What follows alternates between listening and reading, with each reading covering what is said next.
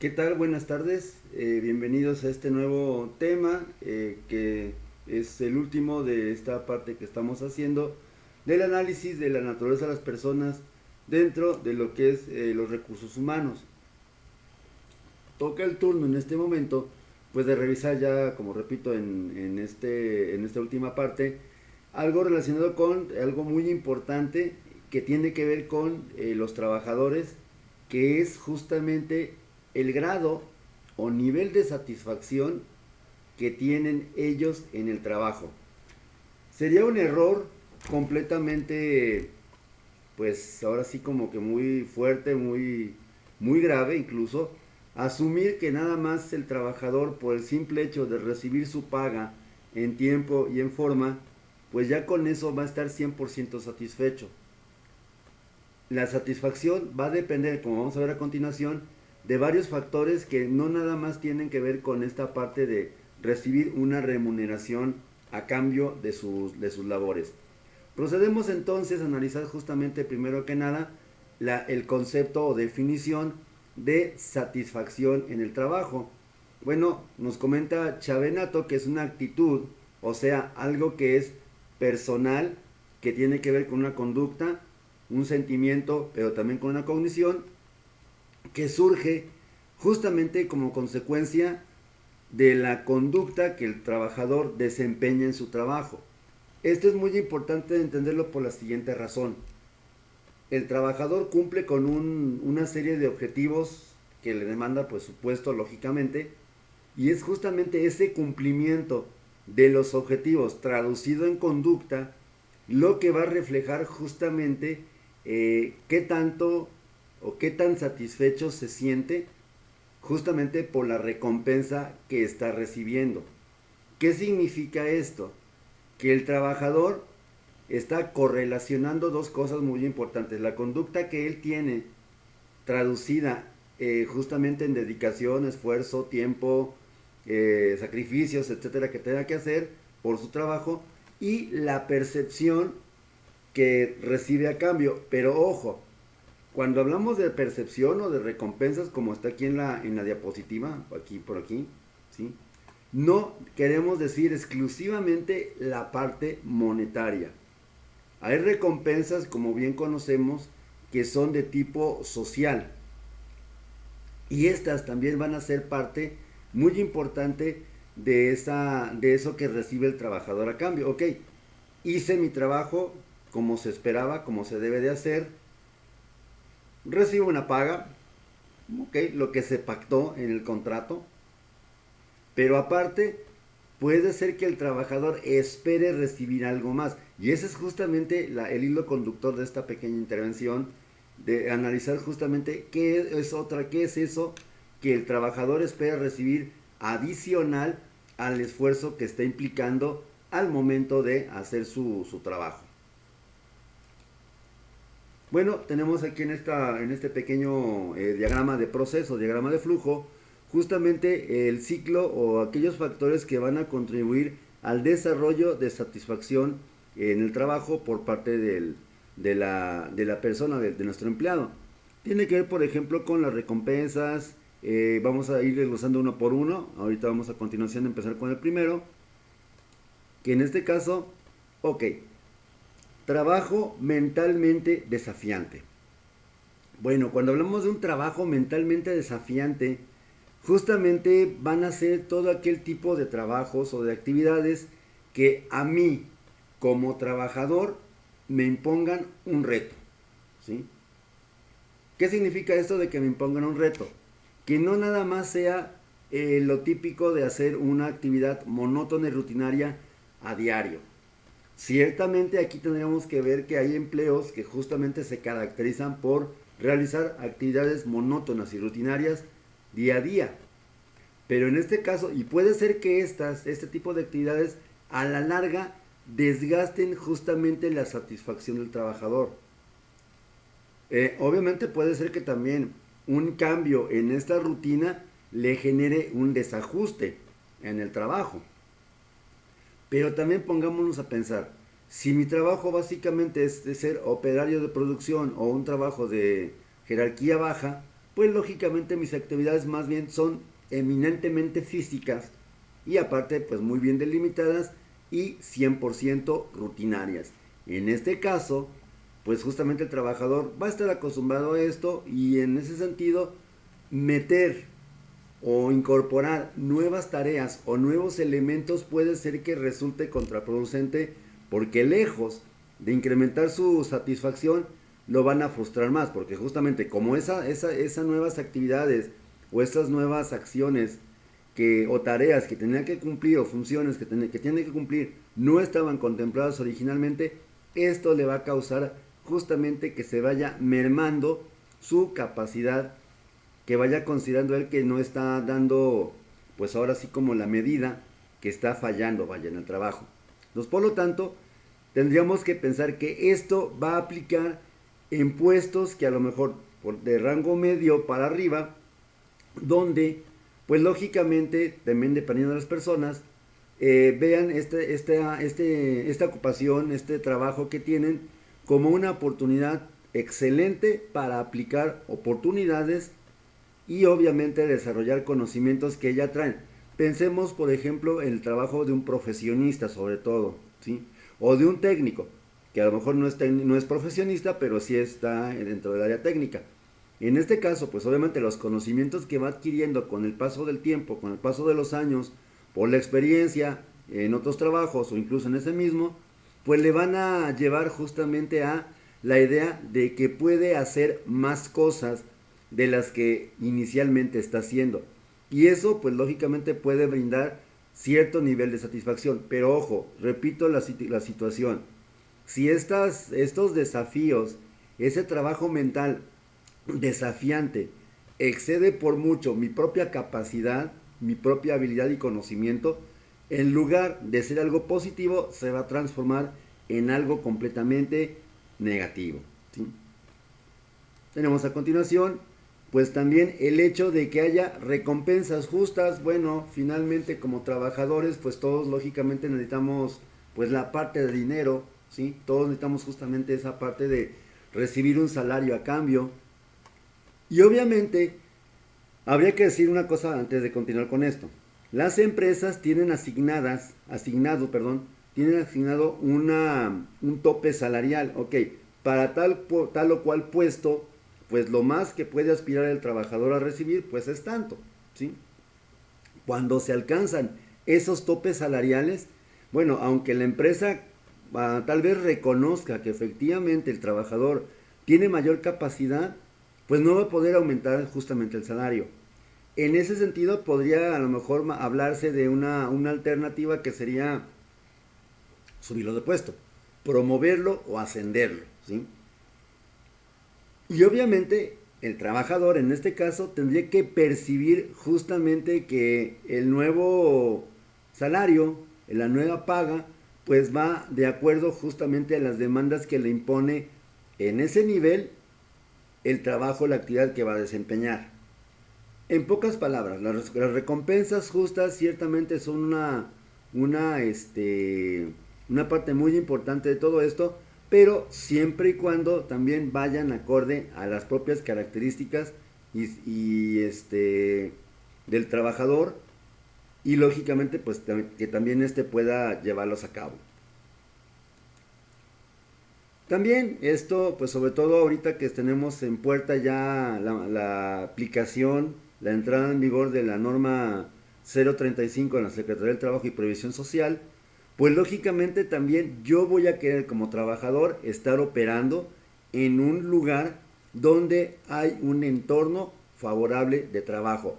Desde el punto de vista de seguridad mínima obligatoria que me tiene que brindar la empresa, hasta ya mis relaciones con los compañeros. Ahora, en este caso, pues si así como tenemos en este dibujo, que más adelante lo vamos a utilizar esta misma ilustración para hablar de otro tema, no en este módulo, sino módulos más adelante, tendríamos que ver algo muy importante. En este dibujo, pues están ejemplificadas básicamente cualquier cantidad de errores o riesgos en el trabajo, riesgos para sufrir un accidente en el trabajo, desde a lo mejor cargar un peso sin ningún tipo de protección, básicamente a pura fuerza, la estiva inadecuada de lo que es, por ejemplo, cajas, por ejemplo aquí, acá por ejemplo un gato electricista, pues que obviamente está con riesgo de sufrir una descarga eléctrica, líquidos o fluidos peligrosos, resbaladizos, montacargas operado en condiciones mínimas de seguridad, igual trabajar a nivel, etcétera, sin condiciones de valla de seguridad, etcétera, pues lógicamente van a poner en riesgo a los trabajadores.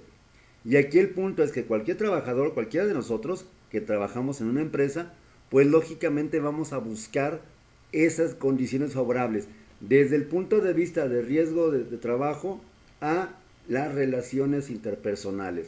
Y eso, pues si la empresa no me lo ofrece o de alguna manera lo promete pero no lo cumple, pues lógicamente va a verse mermada mi propia satisfacción en ese puesto.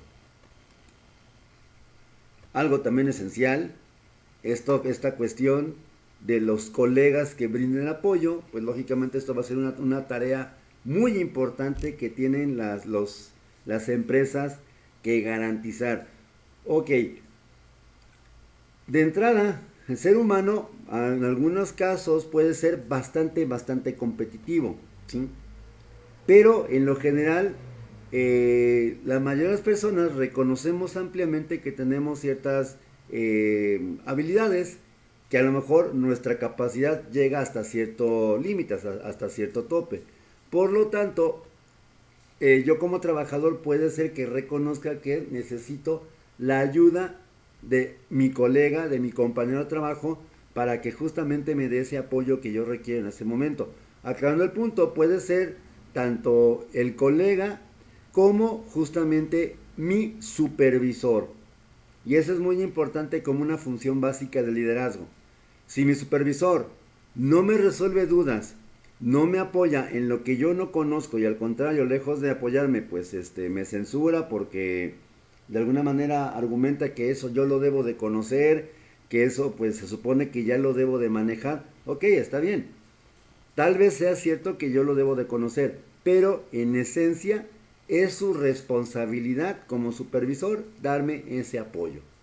Si yo como trabajador no percibo ni el apoyo de los colegas, de mis compañeros a quien preguntar y me mandan a volar, pero tampoco tengo el apoyo de mi supervisor, bueno, pues entonces lógicamente ahí no voy a poder trabajar en condiciones agradables, en condiciones favorables.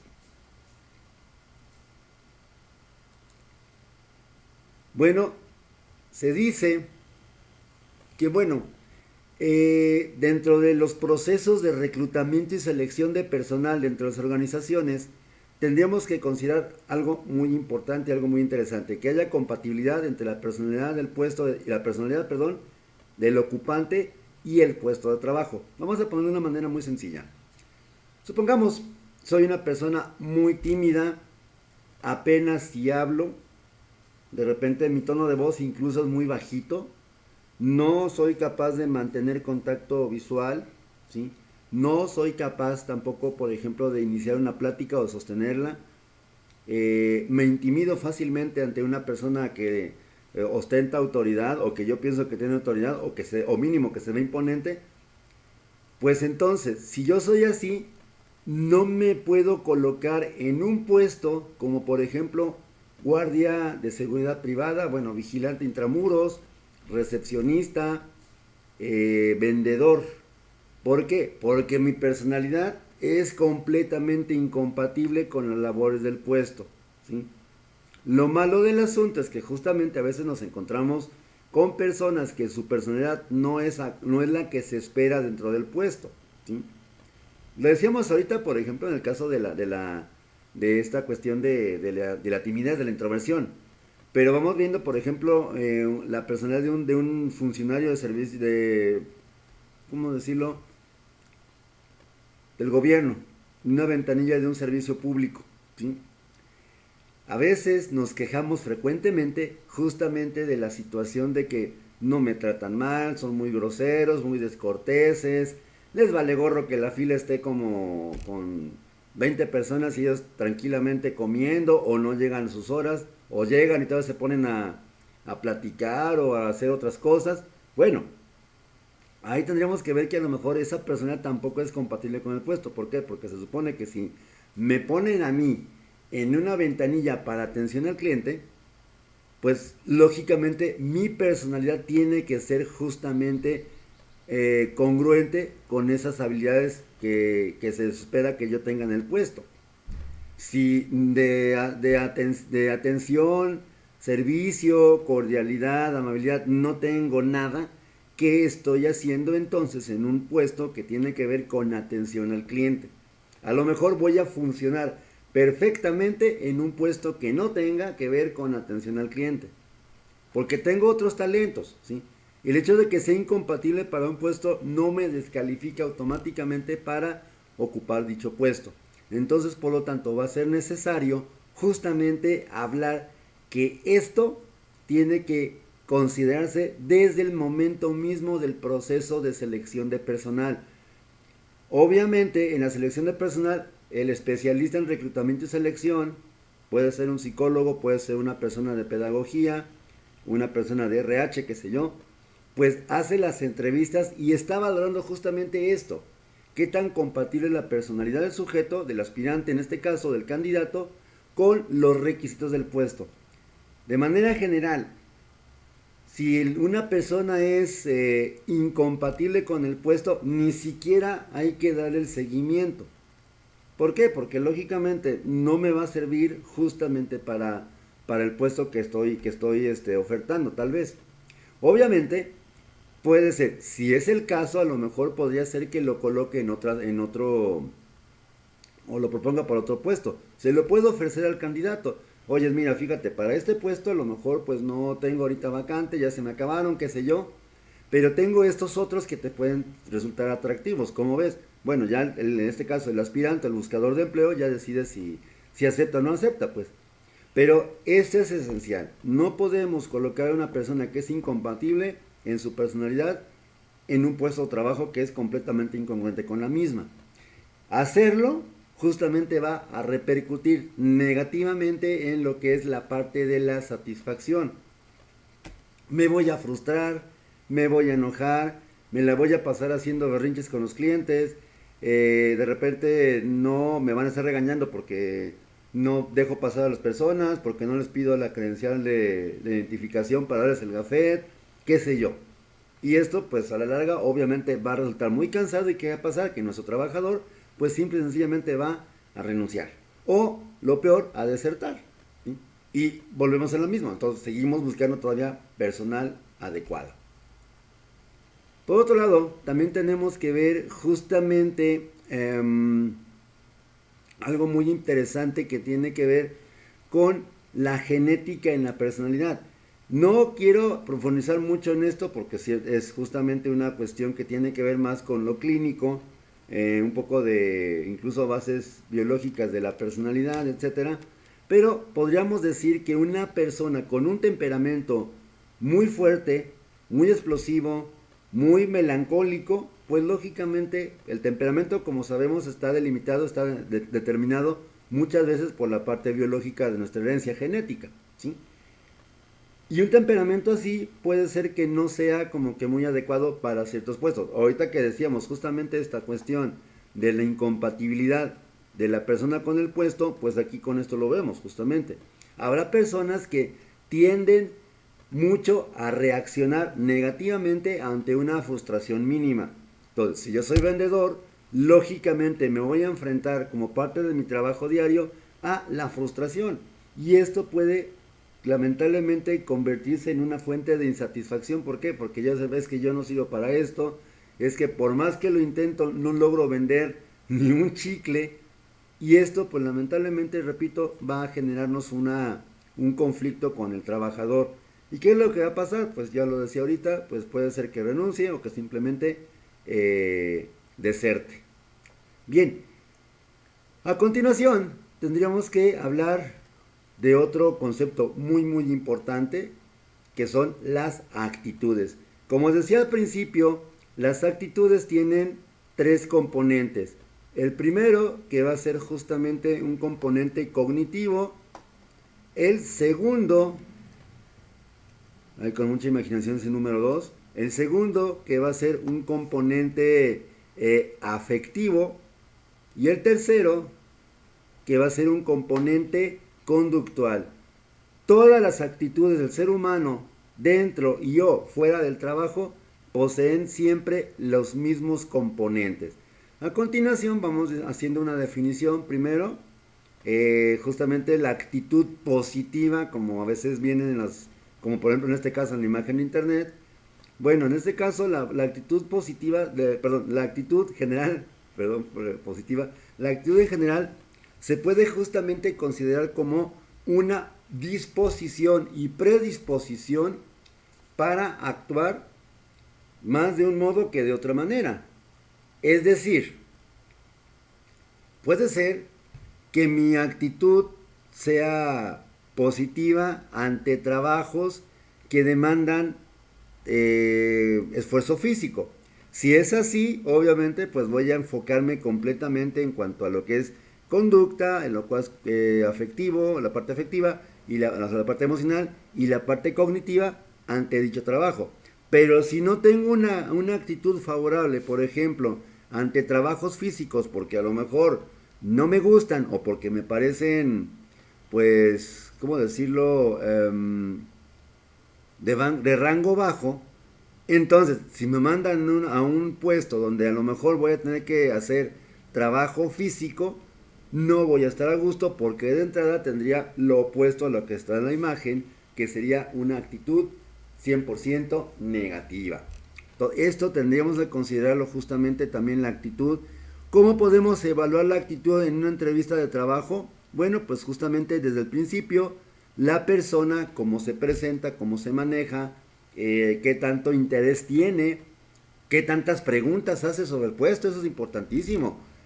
Por ejemplo, en las entrevistas generalmente nosotros hacemos la mayor cantidad del tiempo, estamos preguntando al candidato, pero en una entrevista común pues se supone que también debería haber un equilibrio entre lo que el entrevistador pregunta y a lo mejor lo que el entrevistado puede llegar a preguntarnos también. Si de repente, al momento de que acaba la entrevista, ok, ¿tiene alguna pregunta, alguna duda? No, ninguna. Bueno, obviamente no vamos a sacar las preguntas a fuerzas, ¿no? Pero pues también esto podría darnos una idea de que, bueno, pues a lo mejor lo va a pensar, habría que leer el lenguaje no verbal. No ninguna, pues ¿qué proceso sigue? Pues sigue esto. Bueno, ok, lo veo mañana, entonces ya que traiga los papeles. Posiblemente no va a regresar. Porque a lo mejor no tiene un buen juicio, o sea, una parte cognitiva sobre ese puesto y por lo tanto ya cayó, en ese momento en la selección, ya cayó en una cuestión de actitud negativa. Es importante considerar por lo tanto justamente estos componentes que son acá los componentes cognitivos, afectivos y conductuales. En cuanto a lo cognitivo, pues básicamente va a ser una opinión o creencia que vamos a tener dentro de una actitud. ¿Qué significa esto? Que pues esas creencias, esas opiniones tienden a guiar siempre nuestro comportamiento. Bastaría como echar un ojito, una revisada breve a estos atisbos de filosofía popular que son los refranes, aquel famoso dicho que nos dice piensa mal y acertarás. Es todo una opinión y creencia que tenemos los mexicanos.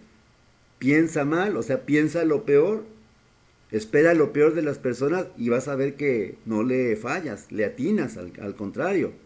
Esa es una creencia.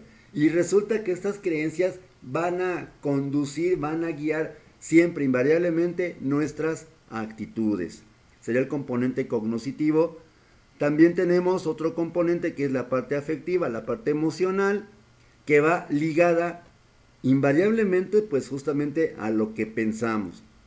Un ejemplo muy sencillo para entender esto, puede ser que yo tenga una actitud negativa ante lo que es el aborto, ¿sí? Por lo tanto, voy a ver mal y me voy a sentir mal si por ejemplo alguna amiga, alguna familiar no sé, mi prima, mi hermana, qué sé yo, etcétera, pues de repente me entero o me dicen, pues, me entero, pues, finalmente que ha abortado o que está a favor del aborto. Incluso tal vez intente disuadirla, ¿no? Pero ese es justamente el componente afectivo. Ese grado de sentimiento, ese grado de respuesta emocional que tiene que ver con una actitud, con una conducta, con un pensamiento de otra persona. Ahora, si de entrada tengo una buena creencia o una buena opinión sobre un tema o sobre una organización, de repente, no, es que trabajar aquí en esta organización pues es lo máximo, tienen buenas prestaciones, tienen un ambiente laboral muy agradable, los jefes se caracterizan por ser buenas personas, por ser pues unas personas pues adecuadas para su puesto. Obviamente, en esta dimensión afectiva voy a experimentar cierta tendencia a un buen humor, a un buen ánimo, ¿sí? A estar alegre, ¿sí? Y obviamente esto pues finalmente va a poder traducirse en qué tanto esté yo satisfecho o no con mi puesto. En ese sentido, una persona satisfecha por el puesto tiene una actitud positiva ante el puesto, sobre todo porque tanto a nivel conductual, a nivel cognitivo y a nivel emocional o afectivo, justamente lo que experimenta son las partes positivas de todo esto, ¿sí? Ok, tenemos otra parte también muy importante, que sería lo relacionado con lo conductual. Si pienso, decíamos hace rato, piensa mal y acertarás. Ok, pienso mal. Ya pensé mal. Tengo un sentimiento negativo, o emociones negativas. Tristeza, frustración, coraje, desagrado, qué sé yo. Eso se va a traducir o lo voy a traducir justamente en una dimensión conductual. Decíamos el ejemplo del aborto. Si yo tengo una actitud desfavorable contra el aborto, posiblemente haga algo en contra de. Ojo, aquí quiero que quede bien claro lo siguiente. Posiblemente haga algo en contra de. No significa que lo voy a hacer. La actitud, también en otro autor, no recuerdo ahorita el nombre, me parece que es Robert Barón, en su libro Psicología Social, comenta que las actitudes tienden a ser también preconductas, porque aunque la actitud tiene una dimensión conductual, a veces es el requisito para hacer algo antes. ¿Qué significa esto con el ejemplo del aborto? Bueno, si yo tengo una actitud negativa en contra del aborto, por lo tanto voy a estar más propenso a involucrarme en cualquier acción, conducta finalmente, que vaya en contra del aborto, ¿sí? Si tengo una actitud desfavorable ante mis compañeros de trabajo, mi supervisor o mi propio puesto, pues lógicamente en este caso voy a hacer hasta lo humanamente imposible para o buscar que me corran para no tener que renunciar yo, o simplemente me voy. Digo, si no quiero llegar a tanto, simplemente me voy, como decimos comúnmente, pues yo me llevo mis canicas y se acabó, ¿no? Pero esa dimensión conductual justamente va a ser la que nos permite eh, llevar a cabo o consolidar mi satisfacción. Vamos pensando que tengo por el contrario una actitud muy positiva, muy favorable hacia mi puesto. Ok, pues algo así como lo que yo he mencionado, bueno, no en este momento pues no se conoce, no lo he mencionado todavía hasta ahorita. Algo así como la postura o la actitud de Bob Esponja, por supuesto. Quienes son seguidores o que les gusta o que algún día han visto la caricatura o mínimo se las han platicado, pues sabrán que Bob Esponja trabaja en un restaurante de comida rápida. Su entorno laboral no es como que el más adecuado, pero la actitud de él es 100% positiva e incluso muestra satisfacción laboral. Y eso se traduce justamente en que es una persona, bueno, en este caso un dibujo, pues un dibujo animado, es una persona involucrada al 100% con las labores de su puesto. Entonces, ahí tenemos justamente en este ejemplo de Bob Esponja, la cuestión de la actitud positiva frente a un puesto. Y el opuesto, valga la redundancia en este caso, bueno, redundancia, porque más bien el otro era apuesto. Y lo opuesto a Bob Esponja sería, pues, ¿cómo se llama? Calamardo, ¿sí? Calamardo sería un ejemplo de insatisfacción laboral, de mal humor, una actitud negativa, de repente hostil hasta cierto punto, la dimensión conductual con los demás compañeros, particularmente Don Cangrejo, que es su jefe, y Bob Esponja, que es su compañero, pues lógicamente es lo opuesto completamente a Bob Esponja. Es una actitud eminentemente negativa, ¿sí? Ok.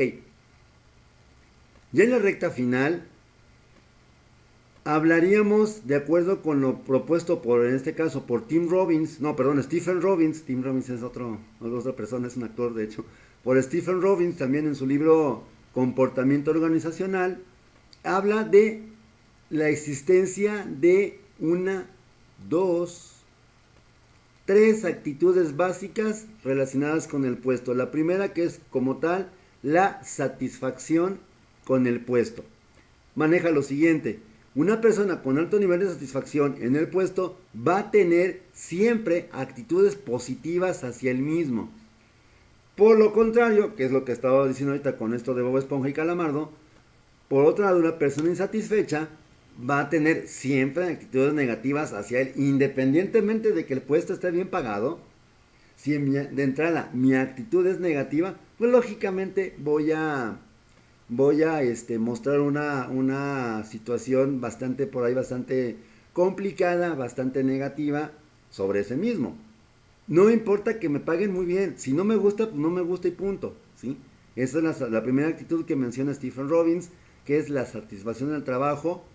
La segunda, un involucramiento. Volvemos otra vez justamente con el ejemplo de Bob Esponja y Calamardo.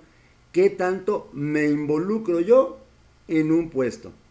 Hay personas que incluso están tan satisfechos, tan satisfechos con su trabajo, que a veces sí como que se les pasa la mano de satisfecho, y obviamente dedican incluso tiempo de descanso, o sea, tiempo fuera del trabajo, a esa preocupación por el trabajo. Lógicamente, esto del involucramiento del trabajo tiene una parte negativa y una parte positiva. Para la empresa, pues a gusto, tenemos una persona estilo Bob Esponja que está 100% involucrada. Pero habría que ver lo siguiente: si mi trabajo, mi puesto, es desgastante desde el punto de vista emocional, no conviene que tenga un involucramiento más allá justamente del horario de trabajo. Lo dice allí: se concibe el trabajo como parte central de la existencia. Sí, es un satisfactor muy importante. Ya lo veíamos justamente la semana pasada, me parece, con esta cuestión de la pirámide de Maslow. Pero habría que ver que yo no puedo llevarme el trabajo a mi casa, no puedo estar pensando, no lo puedo convertir en la parte central de mi existencia, porque hay otras cuestiones que también son igual de importantes o incluso hasta más. La familia, haya hijos o no haya hijos, mi pareja, en este caso esposa o lo que sea, mis padres, mis hermanos, qué sé yo. Incluso a lo mejor si no tengo nada de esto, si a lo mejor vivo solo, no tengo pareja, vivo separado de mi familia, pues ok, mi descanso. Trabajamos de tales horas, lo que pase después del trabajo, pues es con toda mi pena de mi corazón, es aparte, ¿sí?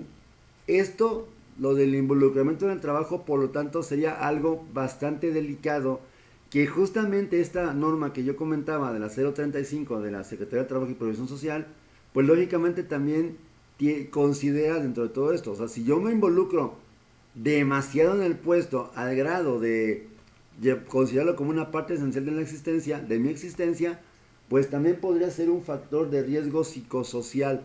¿Por qué? Porque no voy a descansar, vaya. A lo mejor es domingo, pensemos, a lo mejor un profesor, es domingo, Se supone que yo descanso los domingos, no debería ni atender alumnos por llamada telefónica, por mi conferencia, ni por nada por el estilo. ¿Por qué? Porque es mi tiempo de trabajo. Digo, mi tiempo de descanso, perdón. Porque justamente me involucro, sí, todo lo que quieran, en horas de oficina, en horas de clase, entre semana. Y hasta tales horas. Digo, a veces me ha pasado mucho que de repente hay alumnos que son las 10 de la noche, profe, la tarea que subió no la entiendo, profe, que si el enlace que colocó, que sabe que... Bueno, a veces, dependiendo pues también de qué tanto tiempo haya, puede ser que responda o hasta el día siguiente a primera hora. Pero esto del involucramiento en el trabajo, pues ciertamente también es un reflejo de una actitud ante el puesto. Hay que tomarlo con mucha calma y con mucho cuidado. Y por último, algo que las empresas buscan, aquí sí es literalmente al estilo de Bob Esponja, es lo que se llama compromiso organizacional, grado en que el empleado se identifica con la organización y sus metas y junto con esto desea seguir participando activamente con ellas. Traducido de otra manera, es la típica y clásica frase que te dicen los empresarios: ponte la camiseta. Y en este caso, el trabajador efectivamente se puso la camiseta. Y toda su vida gira en torno al trabajo. Está comprometido, obviamente, al 100% con la organización. Pero, repito, como en el caso anterior, tiene que haber un equilibrio entre mi vida laboral y mi vida personal. Si ese involucramiento efectivo, eficaz, pleno e incondicional de repente ya me empezó a generar conflictos con mi familia o con quien sea, que no sea en el trabajo, pues tal vez sería el momento de reflexionar qué tan positivo, qué tan favorable es que siga involucrado de esa manera. ¿Sí? Ok, con esto terminamos este módulo que tiene que ver con la naturaleza de las personas. La próxima semana damos inicio pues a lo que es ya un poco algo más técnico, algo más pues sí, más enfocado a los procesos de reclutamiento y selección, y empezaremos justamente con lo que tiene que ver con descripción y análisis de puesto. Por mi parte es todo, me dio mucho gusto estar con ustedes. Cualquier duda, comentario o sugerencia a través de los medios o recursos habituales, mensajes de WhatsApp o comentario en el video. No me queda otra más que despedirme. Cuídense por favor y nos vemos la próxima semana. Gracias y hasta pronto.